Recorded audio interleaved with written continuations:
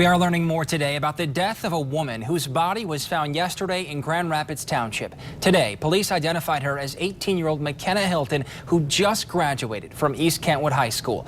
And just this afternoon, a 16-year-old boy was in court awaiting a possible charge of open murder. 24-hour News 8's Ken Kolker is live outside the Kent County Courthouse now with the very latest. Ken?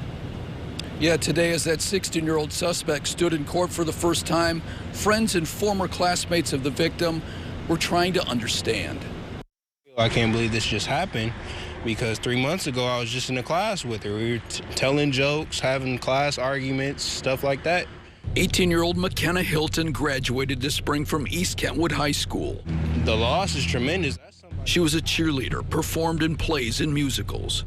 She didn't deserve that. Nobody does, but her especially, she didn't deserve that. A man walking his dog found her body along the road at Valentine Boulevard and Emerald Lake in Grand Rapids Township. Detectives say she had marks around her neck, indicating she had been strangled. They say she had been killed elsewhere, then dumped. What isn't clear yet is what led to her death. Today, a court referee gave prosecutors another 5 days to file charges against the 16-year-old.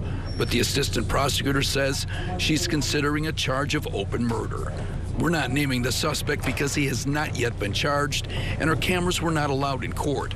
But we do know he has no prior record. We also know that he and the victim were Facebook friends, and a source close to the case say they had lived in the same household. Today and Monday, East Kentwood High School was making counselors available for students who wanted to grieve. She was funny. She was an amazing person. So when I got the news, I was in shock.